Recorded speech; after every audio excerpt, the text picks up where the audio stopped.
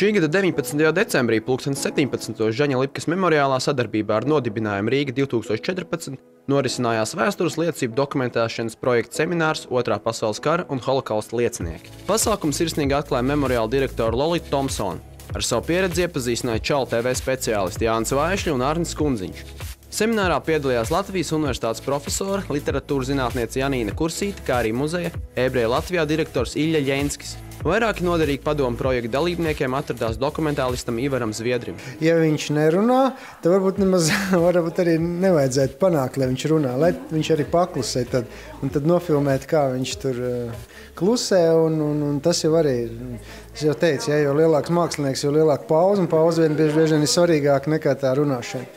Bet, lai viņš būtu draudzīgs, tur tikai tiešām arī ir vairākas metodas, bet viena, man tāda mīļa metoda, iegūt to draudzību, bet patiesu draudzību. Un ja tu nemaz to nevar tā īsti iegūt, un ja tāda, zināmā mērā arī tāds falšums ir tā, varbūt, ka to nemaz nevajag. Ja ar jaunieti strādā, tad tā interese vai vismaz apliekšana aiziet.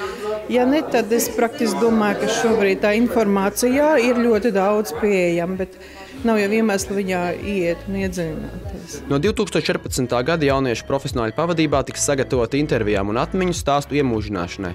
Tādēļ pēc padomu Čalu TV bija devušies arī pie kinorežisoras Dzintas Gekas. Mani sauc Dzinta Geka, es esmu kinorežisore, esmu daudz veidojusi filmas par vēsturi, pēdējos 12 gadus filmas par deportētajiem cilvēkiem 1941. un 49. gadā, kurus aizved uz Sibīriju, cilvēkus, kuri kā bērni tika aizvesti, jo, protams, vecāki vairs nav starp dzīvajiem.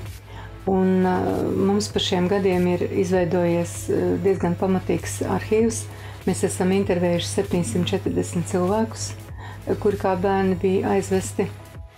Un braucam arī uz Sibīriju, vācam materiālus. Un es esmu priecīga, ka šodien es runāju ar jauniešiem.